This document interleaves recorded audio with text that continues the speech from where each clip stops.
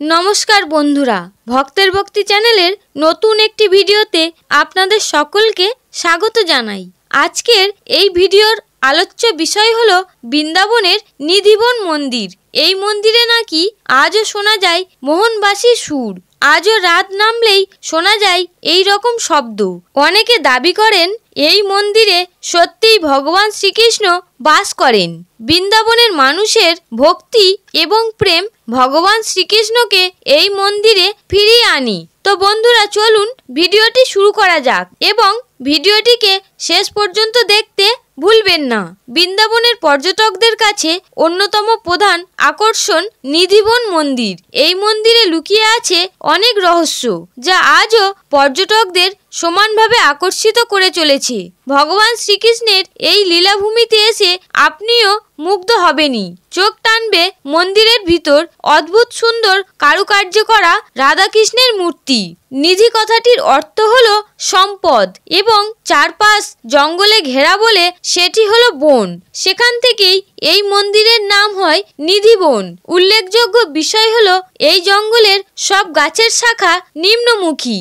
ভগবান শ্রীকৃষ্ণকে শ্রদ্ধা জানিয়ে গাছের শাখা পোশাখা নিচের দিকে মুখ করে রয়েছে বলে অনেকে মনে করেন।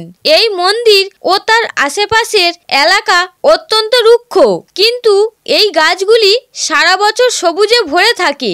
কখনো এই গাছগুলিতে জলের অভাব দেখা দেয় না। স্থানীয় বাসিন্দারা এবং মন্দিরের কর্মচারীদের বিশ্বাস, এই সব গাছ আসলে বাঁকে বিহারীর লীলা খেলার সঙ্গী গোপিনীদের দল। রাত নামলেই নাকি বদলে যায় মন্দিরের এলাকা, তাই বিকেলের পরেই বন্ধ করে দেয়া হয় মন্দিরের দরজা। স্বয়ং বাঁকে বিহারী নাকি আজও রায়কিশোরী ও অন্যান্য গোপিনীদের সঙ্গে লীলা খেলা করেন। মন্দিরের চারপাশ ঘিরে রাখা গাছগুলোই গোপিনীতে পরিবর্তিত হয় এবং তারা রাসলীলায় অংশগ্রহণ করে। মন্দির চত্বরে ঘুরতে ঘুরতে আপনার একটি ছোট্ট কুয়ো নজরে পড়বে। মনে করা হয় রাসলীলার সময় একদিন রাধারানী তৃষ্ণার্ত হয়ে পড়েন। তার তৃষ্ণা মেটাতে শ্রীকৃষ্ণ এই কুয়োটি তার বাঁশি দিয়ে খনন করেন।